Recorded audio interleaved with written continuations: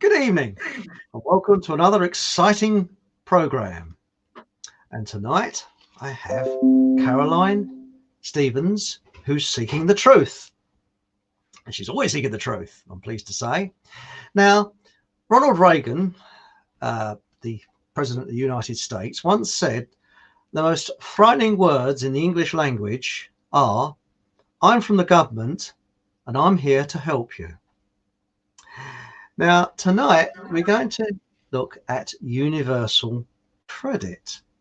Now, this is not new because when I was studying architecture in the 1970s, yes, I am that old, we discussed it then. And it seemed like a really good idea, it'd save on benefits and things like that. And up until about 10, well, even recently, I thought, oh, it's such a good idea in my naivety. Wow, how naive I was. Very. And to discuss this more, I have Caroline Stevens. Good evening, Caroline. Good evening, Eric von Essex. Or are you Peter Croft? Or No, who Chris, are you tonight? I'm Chris tonight. Why not? Chris? That's my real name. Okay, well, you've seen my show from this morning, and during the first lockdown, a few people approached me and said they were struggling to make £100 a week last. They'd never been using the benefit system before. However, any income they'd received in that month had to be discounted.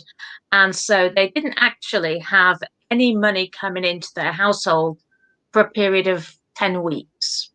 So one of the girls sent me the definition of universal credit, and I started investigating yesterday, and I realized that actually, whilst we've all been focusing on our government and Brexit, that the government had actually been doing lots of things behind the scenes, and it's awfully difficult keeping tabs on 650 errant peace. Not to mention the Lords. So it's actually, if we don't get the mainstream media covering a particular topic, and then out of the blue, you suddenly start firing at the government, people say, oh, she's nuts. Where she got this from, etc., etc. So not only is it difficult speaking the truth, but speaking the truth and swimming against the tide. So the mainstream media has not really been talking about universal credit or universal income, but you just said to me before we came on air that you were discovering about this in the 1970s. Can you tell the audience how you came upon this in the 70s, please? Well, it was brought up, you see, when I was at college, when I was studying architecture, we all discussed this. And I'm not sure where it originated, but I think it was from the Fabian Society. And of course, I was very young and very naive in those days, and all our students were all a bit naive. And we all thought, oh, that's a jolly good idea, isn't it? It saves people signing on for unemployment and they can be creative. Isn't that marvellous? And it does sound good until you look into it. Because as I said at the beginning of the programme, what the famous words of Ronald Reagan, that is, the most terrifying words in the English language are, I'm from the government and I'm here to help. And what did you, who was the person who said, if you voted and it could change the course of the world, they would not allow you to vote? Isn't that this must be, as true as ever before with the government, the US president elections. It was Mark Twain, I think, who said that if voting changed anything, they would ban it, which is really true. But really, what it boils down to is the usury scammers, for the sake of a better word, rule countries, and they're unelected. Unelected civil servants run countries, and governments are the Punch and Judy show to use misdirection to push people's attention away from the first two facts. And that's what's happening all the way through. If you go up to a person, you say, do you know what usury is? They'll go, huh? What's that? Huh? And they don't really want to know. But that is what is ruling us, because he who pays the piper calls the tune. And it always has been and always will be. Well, of course, when you say misdirection, you know, it's like I've often said on my videos, the government wants you to look at this pink flower here, but in actual fact, you should be looking at this yellow flower there. And so they are getting you to focus on Brexit. And I'll be honest, you know, and I'm not going to mention the girl's name. She comes from the northeast of England. I believe she is in a group, or was in a group, which is a government psyops. But she's recently sent me a friend's invitation. And, you know, we'd been friends before. Then for some reason we weren't friends. I have no idea. And then she suddenly sends me a friend's invite out of the blue. She watches my video today and said, Caroline, you're a shill. And I'm thinking, why'd you say that? Because you cannot be a Brexiteer because you want a deal. No Brexiteer wants a trade deal.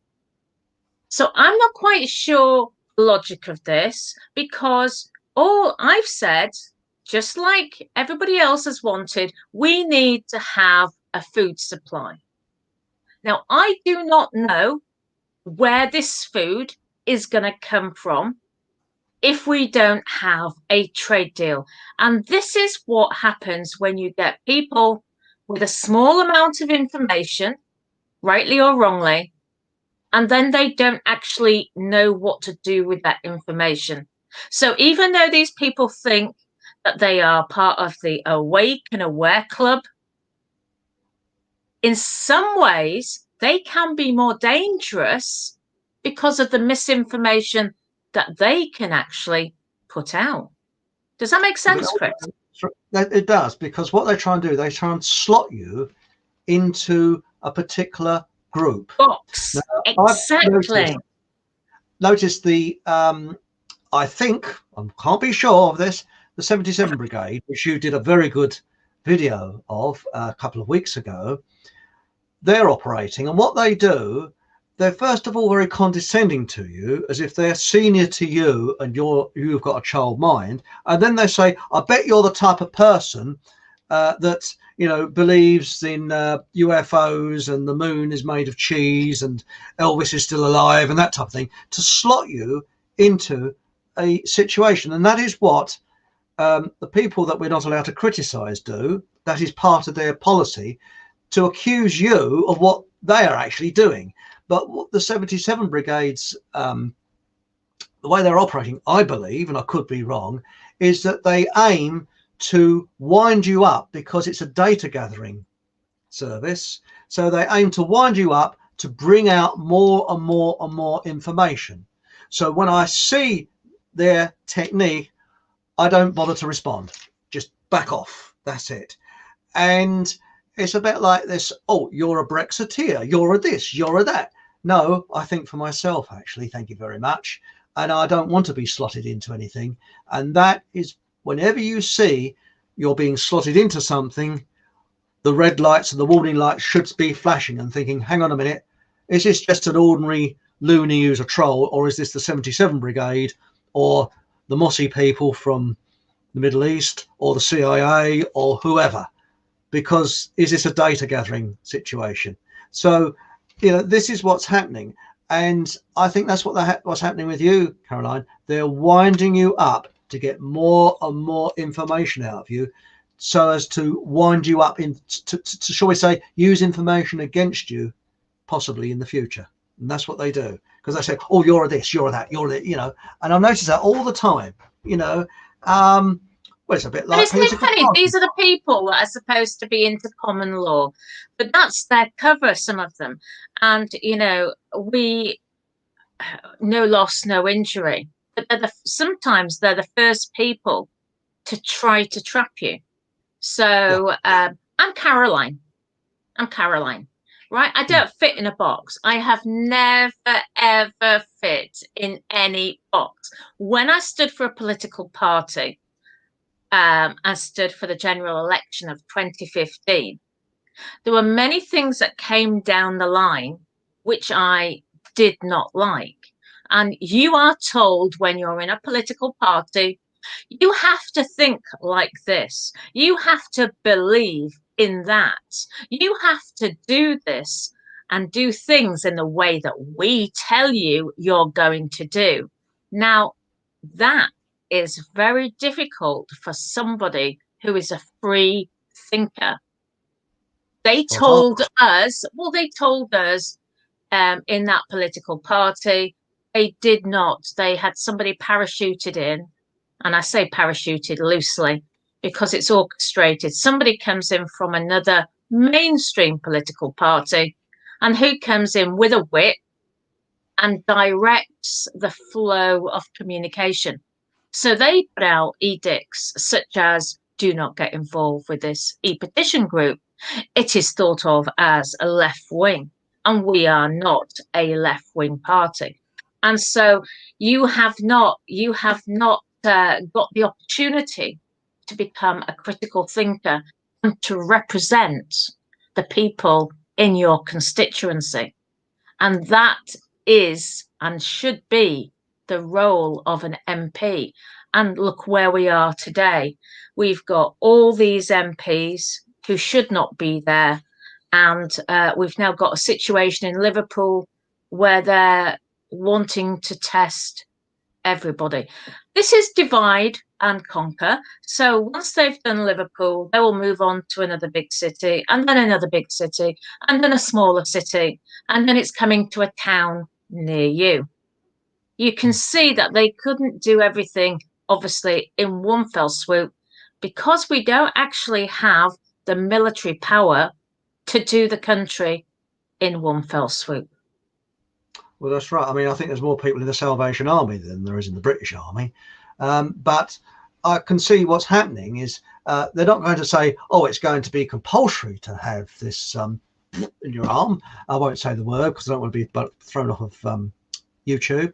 But it will be, well, if you need to go to your local supermarket, you're going to have to show an app before you walk in the door. Otherwise, the doors will remain closed. If you want access to your savings, you'll have to have this done. And they'll restrict your travel. And they'll make so many restrictions that you'll have to have this jab in your arm. And I think that's what they're playing at. And I find it, what gets me is the political system is obviously rigged. It definitely is rigged. And I really do believe that there is no such thing as democracy, because I think there's been vote rigging going on for years. And talking about votes, what's your feeling about Uncle Nigel? Uncle Nigel going for another political party. Yes. Or the used car salesman. Not to. This is, you know, it seems to me that people like Farage and Lord Sumption and Trump, they've all used a very similar expression, and they're happy for vaccinations provided it's a safe vaccination. Well, if they're not getting vaccinated, then they're obviously going to be very safe. So as soon as people talk in that way, you just think, I just switch off. I just don't need to know. These people they might be important to the people at home. I don't know why. But that's all just gone over my head. Talk is very cheap. They get paid a lot of money for doing it. Actions speak louder than words. And, you know, let's have a look at the Fabian Society, because that's what we were looking at before we came on the show. And of course, the that universal income has come from a report that I talked about this morning, and it was produced by the Fabian Society. Now, for people at home, they may not be aware that David Cameron declared his allegiance to a certain cult, shall we say, in Whitney in 2013, the cult that you're talking about, Chris. So, we're not allowed to criticise.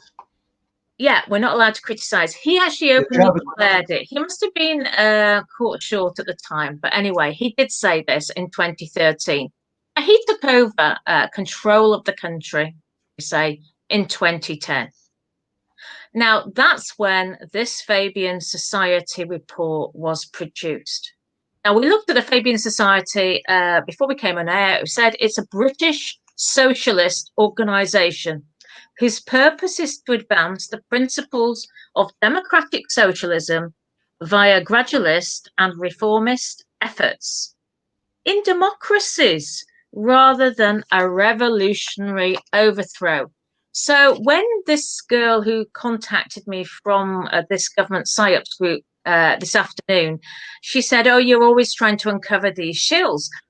But people don't realize that these shills are here as an interface between these artificial intelligence organizations, general population. Can you imagine you were a Bilderberger and you have got this huge artificial intelligence organization? You really need some more information from the general population that you have not been able to glean from the computer, or you need somebody to direct a conversation to find out the results from the people, from a cohort of people, how they feel about that statement that that person has made. So you have to parachute people in, don't you? And these people come from nowhere. And that's why I say to people, well, who is this person? They send me videos. I said, who is this person? I don't know.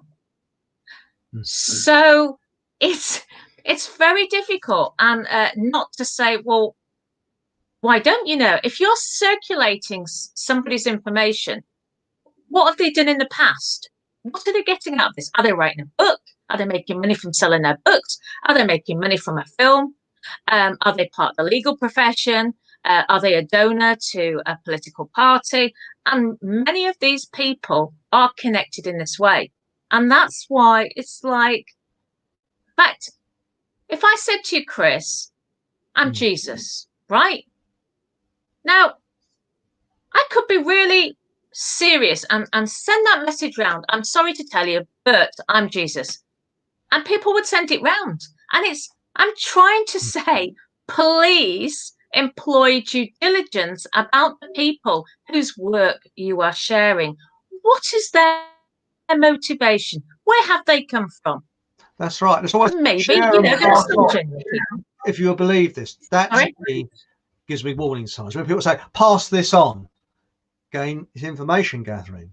But going back to this Fabian Society, yeah, did you know that the Fabian Society is actually named after, and I've got to do my little bit of reading here, from a chap called Quintus Fabius Maximus Vericusalus, who was a general in the Roman army who had a strategy whereby, just one moment, the Fabian strategy is now this says it all, this one sentence.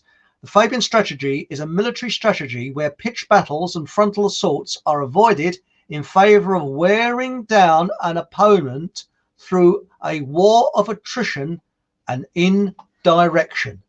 That sums the Fabian Society up, and that, in my view, is ideological subversion. That's what that is explaining. So why did they name it after this chap called Fabian? Why couldn't they name it after Fred Bloggs the Butcher or someone else? Why is it named after that Roman general, Fabian, who had that strategy? Are you going to answer that question, or have I got to answer that well, question? No. The fact of the matter is that what they're doing, they're telling you something, they're hiding something in plain view. Again, it's misdirection. So people say, oh, it's the Fabian Society. They don't bother to look up to find out who Fabian was. And then when you do look it up, where he didn't fight battles, he did things behind the scene, a bit like the fifth column in the Spanish Civil War, where things were happening sort of behind the scene, or the fifth column was, you know, where you get a group inside your enemy's camp. And that is ideological subversion. This is what we're seeing all the way through. Subversion, subversion, versus subversion. And is what you were saying about what we're saying at the beginning of this program, it is misdirection. What they're doing, they're showing us the Punch and Judy show whilst they're doing things sneakily in the background. And they've been doing that for years, and they're speeding that up now. Now, what you were saying on your very excellent video today, which is, I don't know if is it going to be on YouTube at all, what you're talking about with this universal credits, Caroline? Well, my YouTube channel's been taken down. It's going to be on video banned eventually, videobanned.nl. However, a friend of mine's converted it onto YouTube, just like a standalone link. So it's not attributed to a channel as such. So it would make it quite difficult for people just to find it. So we could always put that YouTube link at the end of the show, couldn't we? Okay, righto. Now, if you could give me, I could tap that could come across the screen. I'm actually going on to BitChute now, and also this what's it? I can never remember the name of it.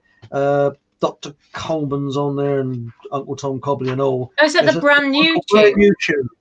I'm on brand YouTube, but I find it almost impossible to find things on there. I don't know whether it's me, but I go on there and I just can't find hardly anything. But the problem is your audience is very, very slim on there. YouTube is where you're going to get the big audience. That's unfortunately what it's all about.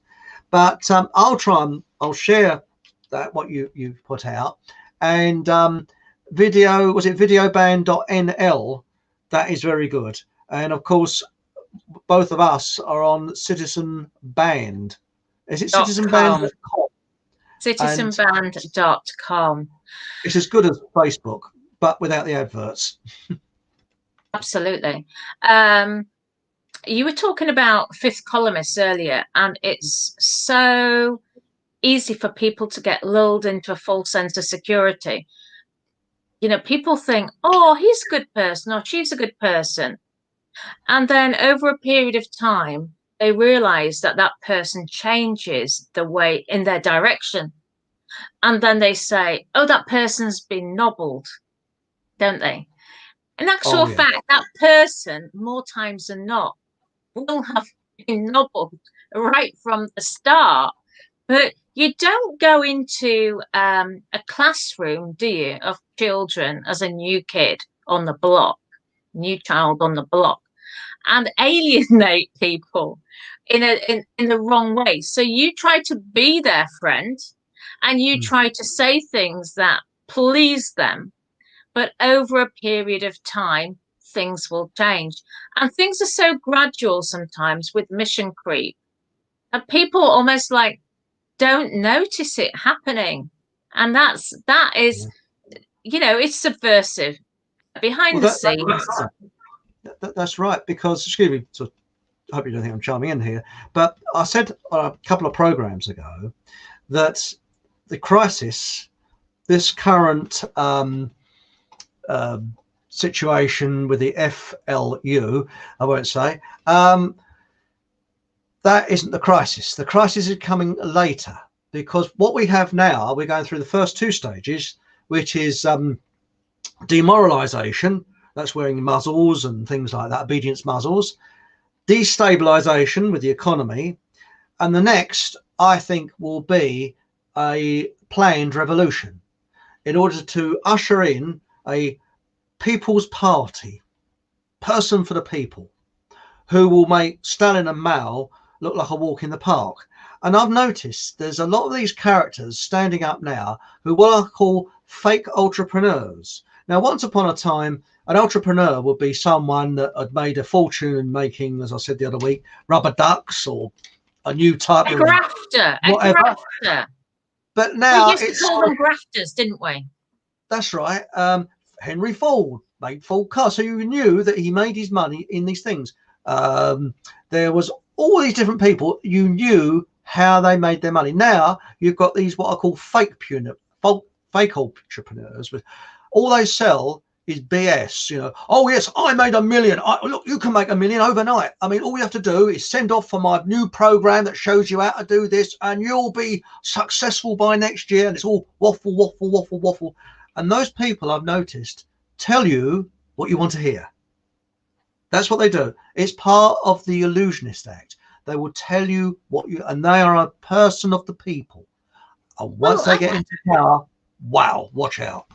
Well, you say that, and I agree. And, I investigated this Bilderberger called Peter Thiel.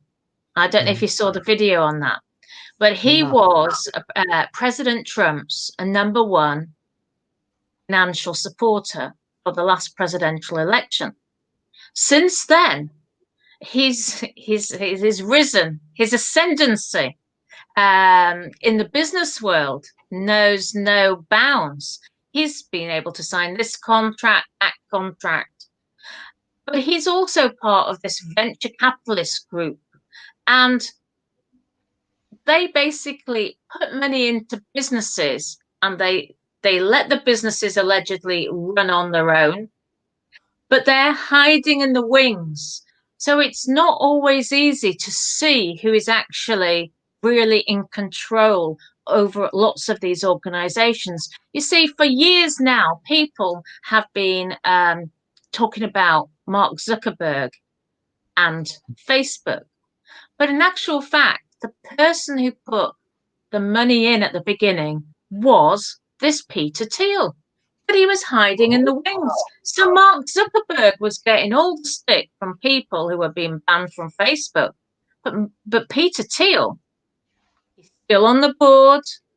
So he's been in a very privileged position, putting money in, but not being sort of seen openly. He set up PayPal. And then so he's had all this acumen, professional acumen on these types of businesses, which are all about data collection. And now he's involved in all these other businesses and also the venture capitalists. So people like him, he sat on the Bilderberg steering committee. He's one of the people we're not allowed to talk about. And he's got untold power. So you have literally got the data, the people's lives in the hands of actually a few individuals now. Never before like this. It's never been like this before, has it, Chris? No, it hasn't. I agree with you. And also with these people, like you were saying, with the Zuckerberg and people like that, with these new political parties that are coming out with these fake entrepreneurs who are really glove puppets, because there's, as you've just said, there's people being they're being financed by people. They do not answer two very important questions. Number one, who finances you?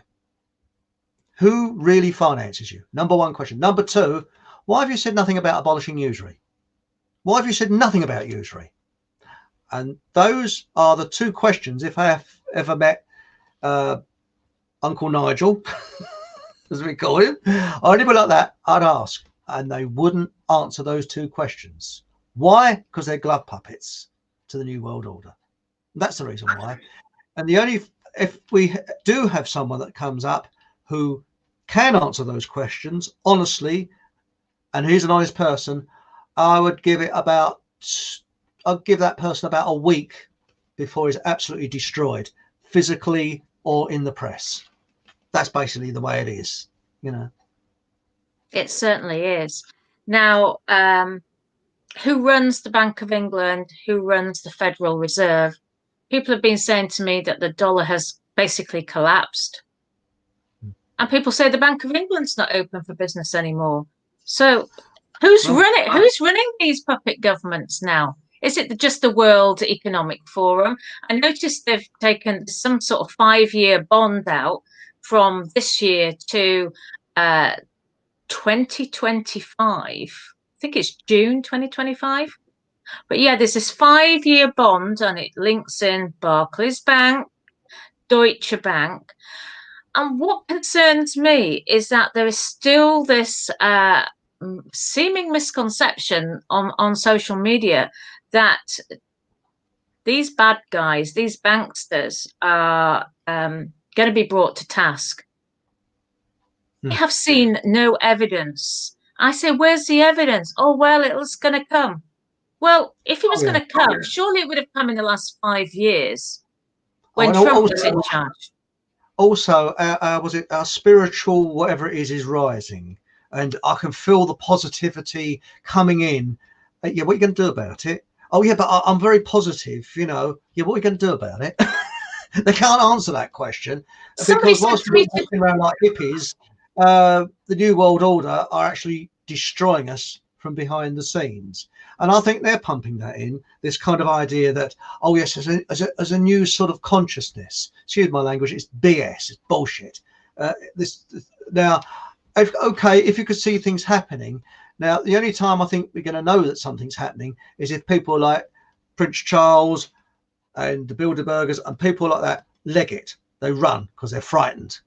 And I don't think they will, because they must have an exit strategy. I mean, I think Tony Blair must have an exit strategy, because if they, shall we say, let's put it this way, if it got close to him getting arrested, he would disappear off the planet. You'd never see him. He'd be like Lord Lucan. You know, there's been sightings of Tony Blair in South Africa and out of Mongolia, wherever. You would never see him again. And it'd be the same with the Rothschilds and all those people. They'd just disappear into thin air. And I think the Queen would as well. But we've got a very interesting person in chat tonight. So we've got here. Oh, have we? I've got to admit, I never realised that in The Simpsons, a TV programme, that Mr. Burns is actually Rothschild. Did you know that? No, I didn't know that. But I still think with these TV programmes in the 1960s, they were telling us something. Because when you look at the television programmes then, they were looking into the future. And it was quite interesting, especially with The Prisoner. I think there's more into that than meets the eye. Because do you know how Patrick McGoohan, who wrote that and acted in it, how he actually got away with it, is because what's his name? Can't remember his name. The chap who financed it didn't know what it was about, but he thought that, well, it might be okay, you know, that it might get away with it, and they did. That's how he got away with it. Really? This is before my time, Chris. You've got to appreciate. You're very young, I know. I was very young, actually. And by the way, anybody watching who watched my show earlier on today, which is on my timeline as well, it was Mary Whitehouse, not Barbara Woodhouse. I had a bit of a memory block earlier on in the morning, and I was talking about pornography and how we're now used to seeing pornography before the 9 o'clock watershed. And, Barbara Woodhouse trained dogs. That's right. Great Danes, apparently. Mary Whitehouse was the person I was thinking of. So apologies to Mary and Barbara. Well, I think they're both passed on now, but there was walk years with Barbara Woodhouse, but Mary Whitehouse, she was years before her time, because what she predicted has come true. And look, I mean, if she was alive today, well, I think she would probably have heart failure with shock at what's going on. I did say she might turn in a grave. I did. Yeah. You've got a question there, Chris. What's this person's question? We've got Stephen, hang on, where is it? Here he is. Stephen Truthseeker. He said, every 20 years they change it. I think what they mean is the way, the strategy that, because every 20 years it's a new generation, isn't it? That's how a subversion works. It's on 20-year cycles. And then we've got here, it's a spider's web, as David Icke says. Well, regarding David Icke, I think he's being controlled, but he doesn't realise it. I think he just goes out and says his bit, but I don't think he realises he is being controlled. And what he said about reptilians and all this, that, and the other, he was friends with a South African chappie who worked for the CIA. Need I say any more? And then we got here. I like this one, Stephen. If you see them on TV, they're most likely down puppets. That's right. if you got on television, mainstream. Because I noticed when if Nigel you get Farage mentioned in the Daily Mail as well, you know, the mainstream media, not just even on TV, Stephen, I would say I agree with you that I really would agree with you, but also in the newspapers. Certainly standing for Parliament, I never got into the mainstream media. Only one of my colleagues did, and he offered people sausage rolls. You see, there's strict. Yes, there was a there was there's a strict. I know vote he for us, offered. sausage It's roll. called.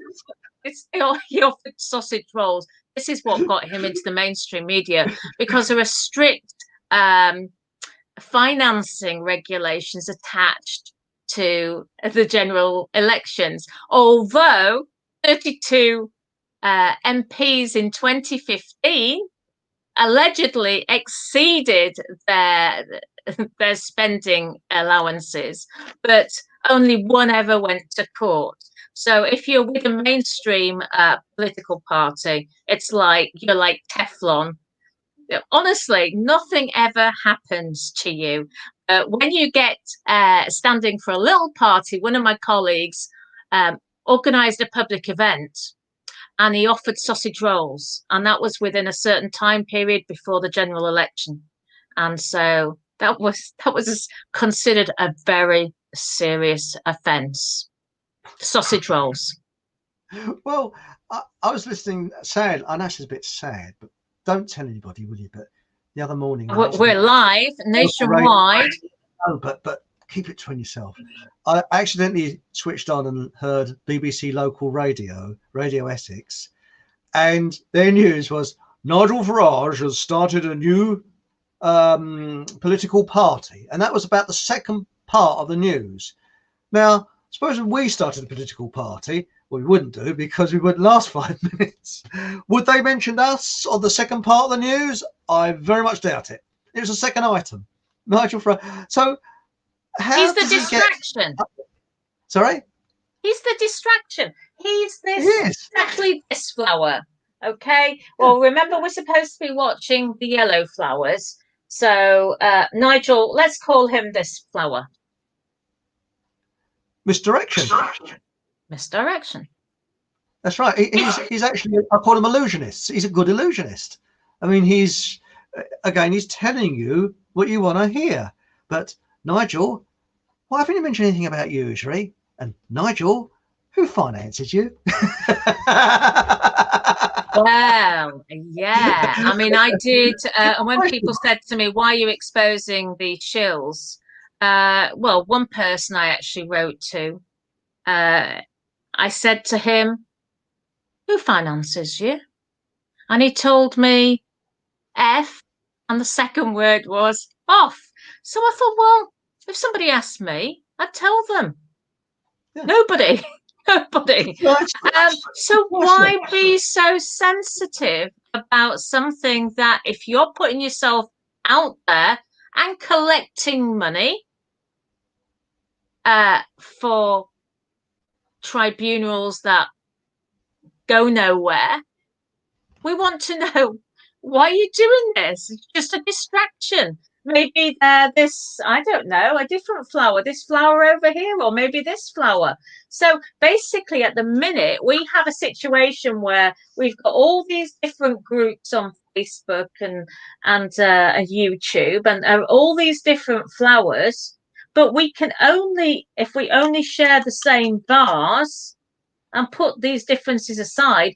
But the thing is, the heads of all these flowers are the people who are they're contrived to gather people towards this flower or towards that flower or that one. When in actual fact, this is the truth, but these people will give you part of the truth and part fiction. And that's the problem we face. So what should unite us? You know, I talk about having faith, because what is going to get you through the next few months? Talking to a guy from Australia this morning, and he said, well, you know, common law and no loss, no injury. I said, but do you believe in the creator? How does he fit into your daily life in any shape or form?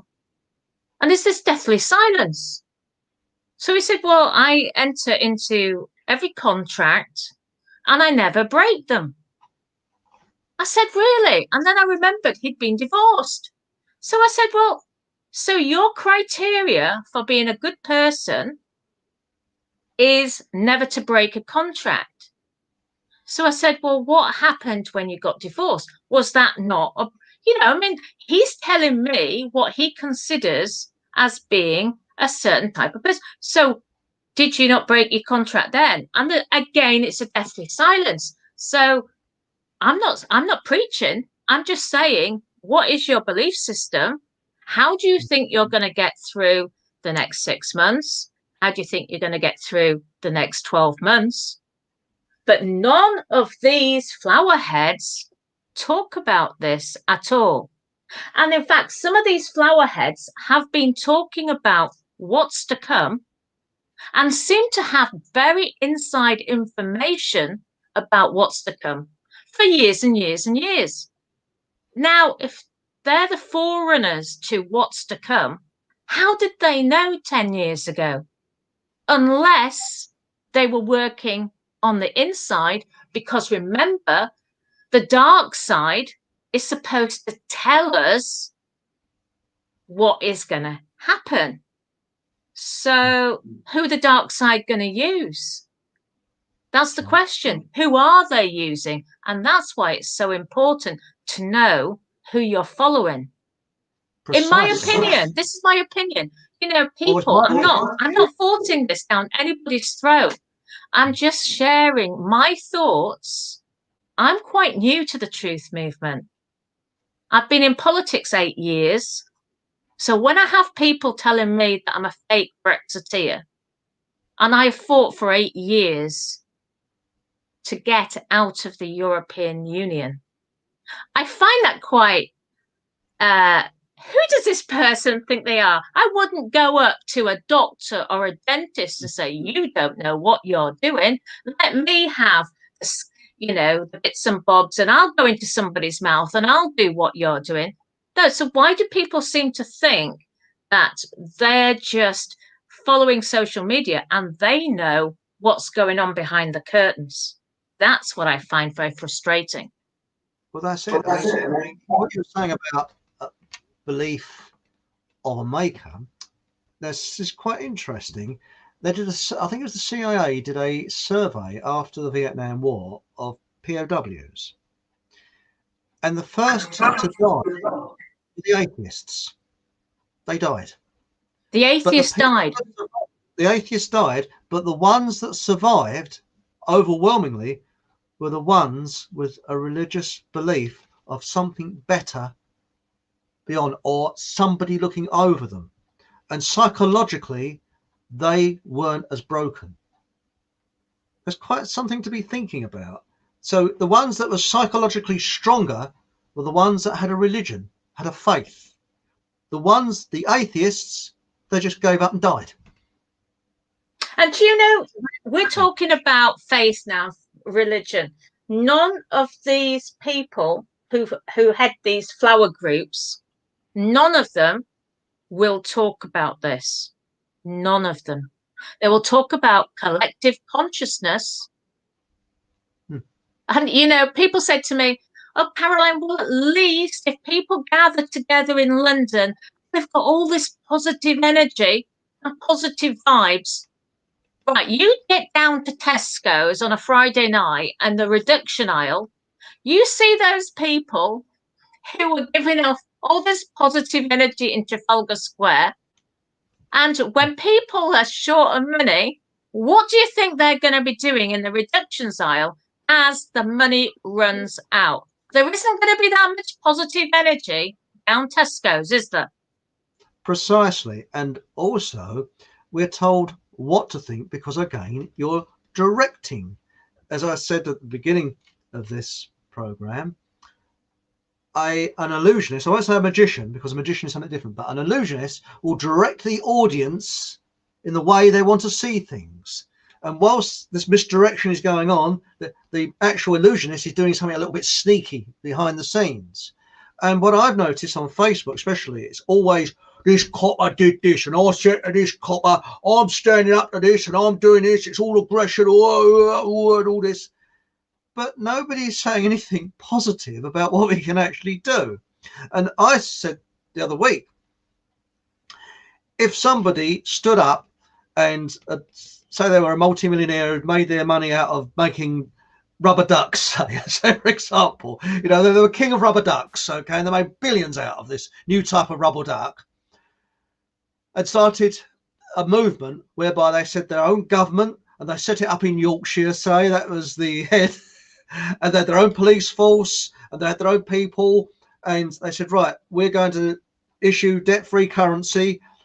How long do you think they'd last before the tanks rolled in? I would say I'd give it about a day and a half myself, because they wouldn't last, because they're too close to the truth. But whilst we've got this kind of, shall we say, we are the audience, and we're being directed on what to think, where to go, what to do. You know, I've noticed when you speak to people, what they're doing is they're regurgitating what the Sun says or what the Daily Mail says. They're not using this. They're just repeating their duplications. They're duplicating what somebody else has said to them. Because to me, the role, I'm not a journalist. I've never been trained in that field at all. But the role of a journalist is to report the news. And when I say the news, not give any bias. You know, today this happened, that happened, that happened. But now you're saying, you know, Fred blogs. He said this. I can give you an exact, realistic example about the way the journalists work. When I stood for Parliament, I actually had a mainstream media newspaper follow me round for a day. And as I say, we don't normally get into the newspapers, but they just happen to choose the constituency. They have to do in the newspapers, they have to give a certain amount of coverage on the run up to a general election, just to give the mainstream media an excuse to knock you down. So I actually had my press officer with me who'd worked for the Telegraph for years and years. So he was like my minder. And so I had this award-winning journalist. You see her on television all the time. Very young lady. And of course, they're very, very good with their words. And she followed me around for about 4 or 5 hours. She wanted to be taken into this part of the constituency, that part of the constituency, and she saw how I spoke to the people.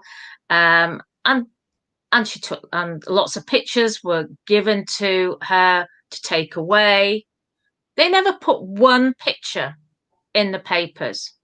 And everybody was really, really pleasant that met me. And there was just one person who got nervous and said, oh, it's that woman, that mad person from UKIP. That's the only statement she used in that article of somebody's comments. So they are looking, but they wouldn't have done that to Blair. They wouldn't have done that to Cameron. They wouldn't have done that to lots of the mainstream puppets, you see. So this is, if you do go in the papers, it is only, if you're a little person, it's perhaps to ridicule you. So that's a direct example. I've never been in since, I don't think. Not that I'm aware of anyway. Sorry, I didn't mean to talk over you, but actually, I've had a similar experience, not in a political party, but very briefly. My father, about 20 years ago, he wrote a book about his war experiences. And my father, he was in the frontline intelligence section, which had a very high casualty rate. There were very few survivors. He was a conscript, and his view of the war was very different to what the general, shall we say, idea is. So he was years ahead of his time, and that's probably why I'm a bit rebellious, because you know, what he witnessed and what he saw is very different to what you read in the history books. And to promote his book, all they did, they put him into a little pigeonhole. Now, he was quite a very intelligent man. He spent 10 years writing this book. So I actually did press releases, and most of the time he got ignored. But if it got into the local press, they would say, they would word it their own way and say, well, I went in with my mates and all that. My father wasn't like that. He never drank or smoked. He wasn't the army type. And the people in the intelligence were generally academics. And that's how they got in the intelligence, because they had a little bit above average IQ. Now, you know, he was lowest rank, I hasten to add, and he was front line. The front line went behind the lines. It was very dangerous what they did. But this is what I found all the time. The press would not report. And when I say the press, I'm not talking about the Daily Mail or anything like that. I'm talking about local newspapers. They would never report it as it was. You had to fit into this category. He couldn't stand the British Legion. He never wore his medals. He had no time for militarism. A very rebellious and a very different type of book he wrote. But a very, very opens your eyes type of book to the reality, the truth of what really happened. But never trust journalists. Never trust journalists. No, I learned that. But never trust the media at all. You know, the internet wasn't big then. So what could I do? The only place I could go to was local newspapers, and publishers wanted to completely reword it. And my dad said, no, I want the truth to come out. So I drew out my own savings and published it myself. That's out, but that's another story. But I know how you feel, Caroline. Never trust the press. And now, if ever, I would never have anything to do with the press. No. So never have anything to do with the BBC or people who've been in the BBC at all, because they've undergone a certain type of training. I'm sure they're probably MK Ultra for all we know. Any more questions anyway, Chris? Right, okay, we've got a load before we wind up. Okay, now again, please excuse me if I missed some of your questions. I do apologise. I'm human, you know. Right, there we go. Oh, isn't that nice? Bless you too. I like that. Thank you very much, Dav. Yeah, thank you. Oh, a bit tearful on that one. That's a lovely one, isn't it? We got here Stephen, Truth Seeker. Don't follow any. Excuse me. Don't follow anyone. Just have people you agree with. That's what we was saying, wasn't it? About the people. You know, people just follow people who they agree with, but they don't think for themselves. And the person they agree with is probably leading them up the garden path. See, you know. And we got side. I got very interesting, Chris. Oh, and Caroline. Right, here we go. And we got here, I've had people, this is when we was talking about the reduction in Tesco's. It said, I've had people nick my food out of my shopping trolley. Yeah, I've had that as well. I've had people nick food. So have I. I've had a bargain and it's been sat in my trolley and I've turned my back and somebody's getting out of my trolley. I've had that as well, because between you and I go to the bargain section as well. And I happen to have I love scones. I've got these lovely top quality scones for 25 pence, and some bugger nicked it out me trolley. Right, we got this is it. I just think whatever you like when the money gets even shorter. Exactly. Right. That's my point. That's my point about the positivity. It's the fact that everybody can be positive when they've all got a bit of money in their pocket. But, you know, with that universal income, which we didn't actually talk about the amounts, and I understand it is now being trialled in Wales. So when I've been talking about this has come from 2010. And I mean, the Fabian Society was the #1 first think tank. And of course, we've got so many think tanks now, haven't we? So this is all to get us to think in a certain way. But the downsides of a universal income, it says you can keep your other income streams. But for many people, once the government has taken their job away, for example, a hairdresser, self-employed hairdresser, once it comes to the end of March, and then there's another excuse for keeping something going, what's going to happen to all these people? And anyway, a lot of people are not covered by this furlough scheme now. They've been laid off, end of. That's right. I mean, I'm freelance. I'm self-employed. I don't get anything. I'm living off my savings at the moment. But the thing is, what gets me is that this universal credit, it's a pity we didn't get into this, but we could do it on the next program. This universal credit will be, yes, we'll give you this, providing you have the jab, you do this, you have a test, you do this, you do that, and you will be a puppet. And, you know, and what happens in China, if you cross the road at the wrong time, or, I don't know, walk down the cracks in the pavement, I'm sorry, I'm being a bit joking here, but you get fined all the time. So, you know, you get universal credit.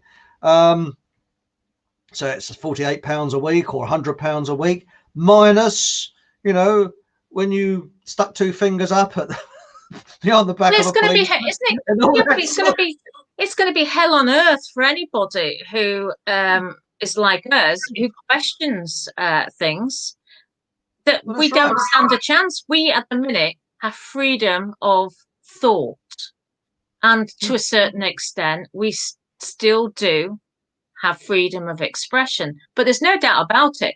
People have been put into social media to take information from us to pass back to these organizations that are going to try to control our minds. Roll out of 5G, you know, there's people that think, oh, it's not going to impact us at all.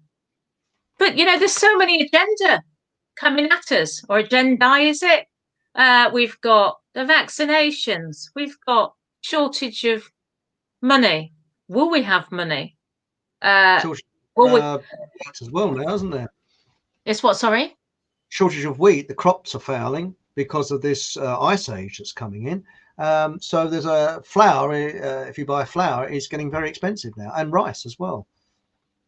So this lady says to me today, you're not a Brexiteer because you're bothered about apples and oranges, and we don't want anything from the EU. Well, we never said that we didn't want anything from the EU. But originally, the argument was they sell more to us than we sell to them. But there's going to be protectionism over food. Why does a country feel the need? Is a country going to keep produce for its own people? And with COVID, this pandemic, they'll just think, well, it's just easier to keep the food here. So there are lots of, and COVID, people are not picking and packing. And what's going to happen across the ferries, the Eurotunnel, people in Kent don't know. So why some lady from the northeast, who's part of a government psyops, is trying to say, you know, you're not a Brexiteer. It's like, oh, just leave me alone. Just go away. And that's what these people are like. Naturally. It's your mind. And it is, if I was in your situation, I'd find it very upsetting. But going back to what you're saying about these organisations, now hardly a week passes unless I hear of some foundation or charity that I've never heard of before. And if you, I know I'm always on about Yuri Bezmenov, but if you see what he said in about 1983, 84, in the early 80s, about ideological subversion, he said that the government will be getting advice from foundations and charities that nobody's ever voted for. And that's exactly what's happening. I mean, I've lost count the amount of foundations that I've heard of in recent years. You know, you've only got to listen to the radio. Oh, we talked to Mr. So-and-so from the such and such a foundation and this foundation. I know. I mean, trust is old one, you know. Over a year ago, I covered something called the Bright Blue Foundation, and they were talking about safe neighbourhoods. And then you look at which MPs were supporting the Bright Blue. I think there was links probably to the Fabian Society. There were links to these other left wing, and there were people like Jacob Rees-Mogg. There are people across the board, the spectrum in the Houses of Commons who supported this. And this is when people have got to think, hello, the blues and the reds. So we've got this red team here, the red team. It's just the same as the blue team. Just these two are the same colour. They're run by the same people. I don't know what else I can do to convince people. People from the Labour Party and the people from the Tory Party are all on the same website supporting global communism. Well, the only way forward, as I see it, is people would have to do what, although I haven't got much time for Gandhi did, and that is civil, polite and peaceful civil disobedience, starting up their own government and just ignoring what is supposed to be the government that's there.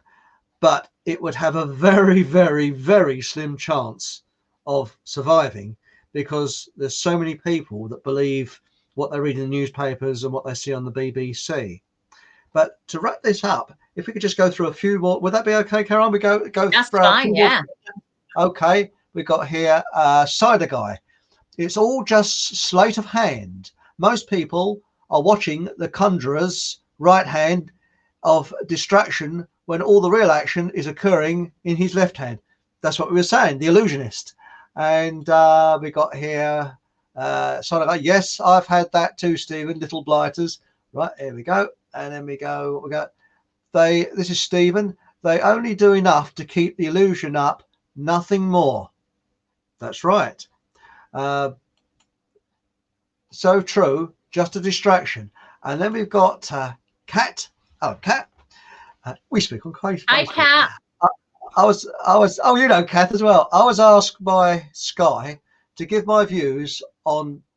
I won't say, but I found myself having to decline as I knew how they would twist and ridicule.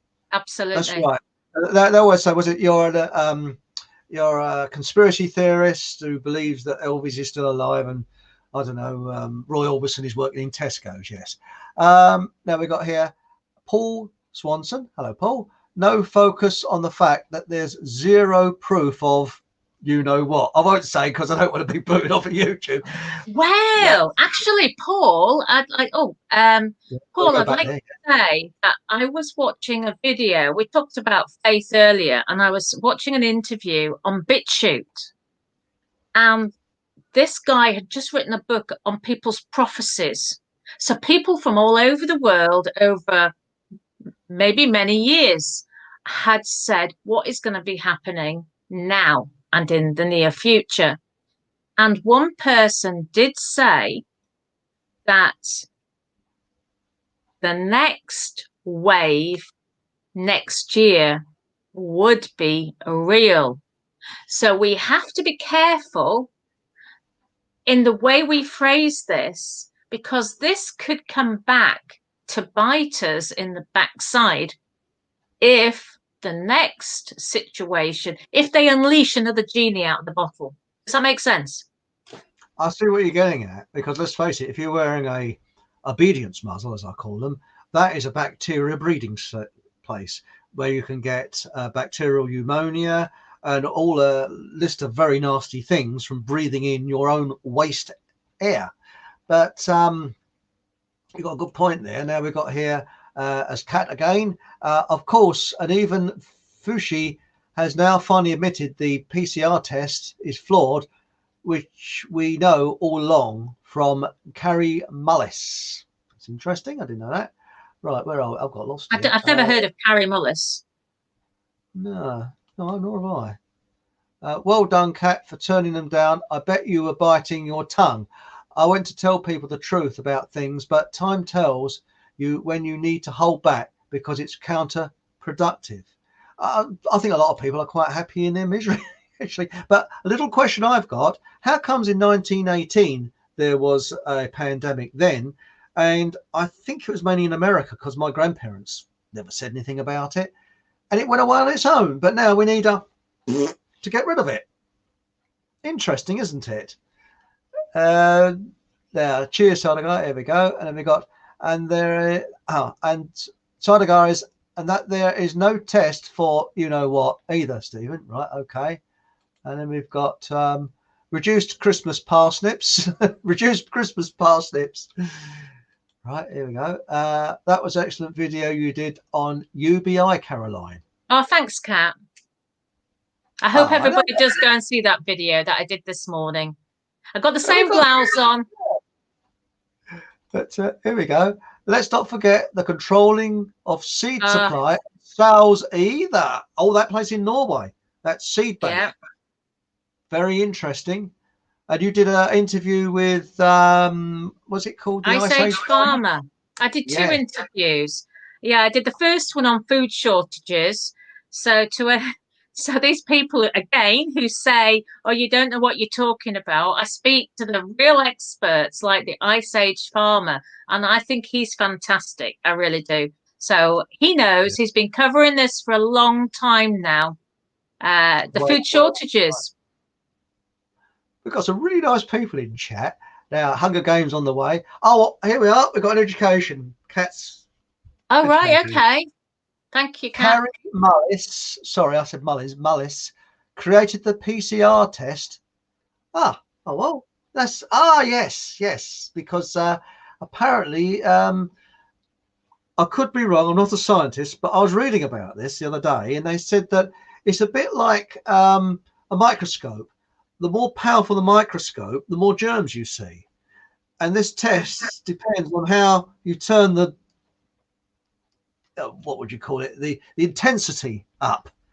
So if you want to say there's a pandemic, you just sort of turn the intensity up to the highest and you'll find more and more and more and more evidence, even though it's not really evidence.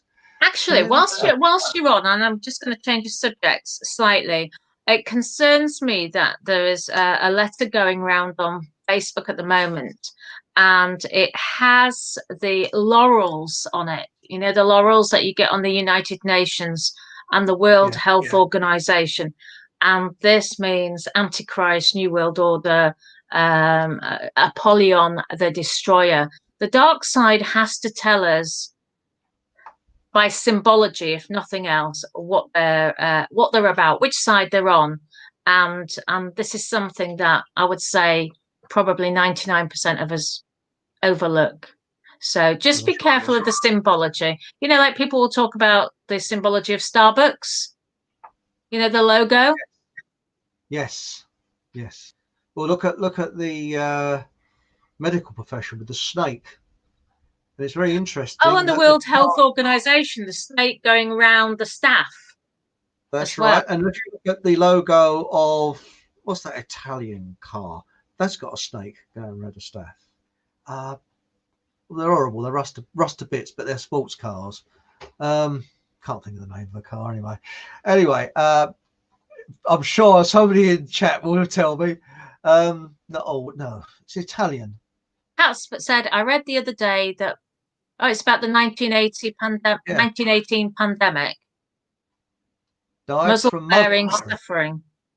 From bacterial pneumonia.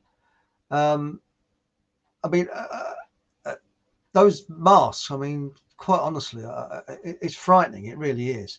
Now we got here. Do you think, this is Magic J, do you think there is something in the swabs? Oh yes, that swab test where they shove a drinking straw up your nose. Obsessing with it. ANS people have sent an unused one and got a result. How is a supposed to be sterile swab giving a positive result? Well, did you know pawpaw fruit, that got a positive result? And what was it? Engine oil did as well. That chap in, was it the government in Uganda did it? I think it was the. Was that the guy who got removed? Yeah, he's telling the truth. It's just funny thing that Falsey tweeted exact same back in 2008, I think, on the irony. Now we've got another one here from Kat. Rumor has it the swabs are contaminated and they stick 5 swabs in same tube. Well, I heard they're putting nanotechnology on the end of these. What to me looks like a sort of extended, is it Q-tip? You know, I mean, it can't seem right to shove something up your nose, almost bashing your blood brain. I mean, it's just. Well, I've heard of people who've had, it's very, very, you've got to be very careful, because I know people who've had to be tested before they've had operations, and they've said it's not been unpleasant for them. And either if you don't have the test, you don't get the operation. So you have to weigh that up, don't you? Well, look what's happening in New Zealand with that, I believe, cross-dressing prime monster they've got there. I'm sure that's not a woman. That's a bloke. And they're having these camps. Well, if you refuse to take the test, you go into this camp and you stay there until you take the test. This is two things that the viruses are not airborne. And the last thing they want is a indiscriminate virus killing people all over the place. Remember, they are they're control freaks. Yeah, you're right there, Stephen. Yeah. Well, I'm linked in with Australia and New Zealand, and I understand there's 4,000 people from New Zealand that are attempting to get their sovereignty, their crown back. Now, once I get to know, and there's somebody else who's writing a book about it at the minute, and if you can extricate yourself from the matrix, because when you're born, it's actually your placenta that is named Caroline Stevens or Peter Croft. It's not you as a person. It's the placenta. So how you extricate yourself, I mean, people are still working on this, but time is running out. That's right. And between you and I, little funny, and it's 100% true. I looked at my birth certificate the other day, and the bloke, it has to, there's a name of someone who, I don't know, and it's Nutter. It's my chap who signed you off. It's gone past our time. It's gone past our time. Yeah, well, look, we've got all these. Oh, by the way, thank you very much. It's Alfa Romeo was the name I couldn't think of. You've been hanging on just for somebody to give you the name of that car company. Oh, I really have. Well, I think we've had a really excellent program tonight. Thank you very much, Caroline. And I think that we're going to have a lot of questions to answer, and there's an opening for more programs where we can actually explore, go down different areas. And thank you very much for joining me. Thank you very much. And please join me on Monday at 8 o'clock, where I'll be talking about hair, or my lack of it. No, seriously. Well, you'll have an advantage, because in 4 months' time, if you can't get a hairdresser's after 4 months' time, people might not notice your hair being that much different. They'll certainly notice mine. 4 months. Well, that's it. But could be a week time. I think we've got another program coming up, haven't we, Caroline? That definitely after tonight, I think we're going to have a lot of a lot more things to explore, a lot of areas to explore, and it's nice to see people in chat. They're fully on board, and thank you very much for joining us tonight. And thank you, and thanks to everybody at home. Future programs, and remember, whatever happens, let's keep smiling, shall we? Because absolutely, keep the faith. Smiles are contagious. You smile at someone on the street, and they'll smack you in the face. No, don't smile back. Anyway, have a good weekend, everyone, and thank you very much. And remember, please press that share button. Please share this and hit that whatever it is button. Ring that bell, and subscribe. That's the word I was looking for. And thank you very much, and good night. Good night.